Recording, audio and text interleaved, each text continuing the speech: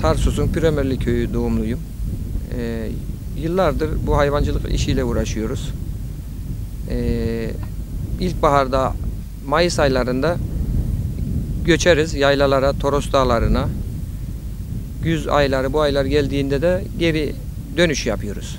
Amacımız bu hayvanları rahatlatmak için. Bizim hayvanlarımız yaylaya alışkın olduğundan burada sıkıntı yaşıyoruz. Yaylanın verimi süt bakımına daha avantajlı. Sütü, peyniri daha avantajlı orada. Fazla oluyor buralardan alışkın olduğundan. O yüzden çıkıyoruz. 1-2 yıldır çekmiyoruz. Daha öncesi muhtarlardan falan yurt tutuluyordu. İzin alınıyordu. Ama öyle bir sıkıntı kalmadı. Şimdi mera olunca merada bir sıkıntı yaşamıyoruz. Yani benim kaydım var zaten meramda. Herkesin kendine göre yeri belli. Zamanı geldiğinde göçüyoruz. Zamanı geldiğinde geri kışlamıza geliyoruz. Yani biz zaten rezil, yörükçülük rezillik demektir ama yem rezilliğimi aramıyoruz zaten biz. Ama yem çok pahalı.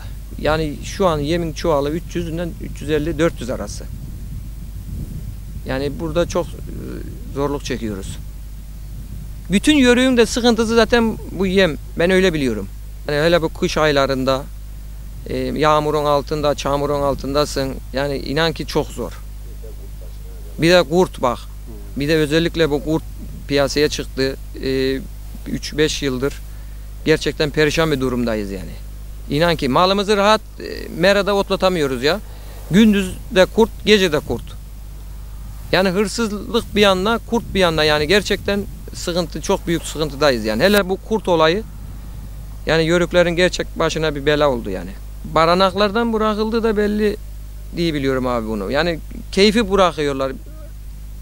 Öyle gibi yani. Yoksa bizim burada kurt yoktu mesela yıllardır. Bu yaylada mesela olabilir ama burada kışlığımızda kurt yoktu. 2 yıldır kurt sıkıntısı yaşıyoruz. Şimdi yaylaya göç zamanı geldiğinde Mayıs'ın ilk haftalarında buradan çıkıyoruz. Yollarda kalarak yaylamıza çıkıyoruz. Yaylada 3-5 ay kaldığımızda işte 3-4 ay falan geri aynı hazırlık başlıyor. Geri aynı traktöre yüklüyoruz. Şimdi eskiden at devri, katır devri vardı. O bitti. Şimdi herkesin traktörü var. Traktörümüze yüklüyoruz yükümüzü. Ağır ağır. Malı yormamak için işte 2-3 gece yollarda. Yollarda da rahat yatamıyoruz. Niye yatamıyoruz? Aynen bu kurt sorunu oralarda da var. Kışlıkta da var. Yazlıkta da var. Yani bu sıkıntılar çözülmesi lazım. Yani bu kurt olayı hele yemle kurt olayı. Tek sorunumuz o yani.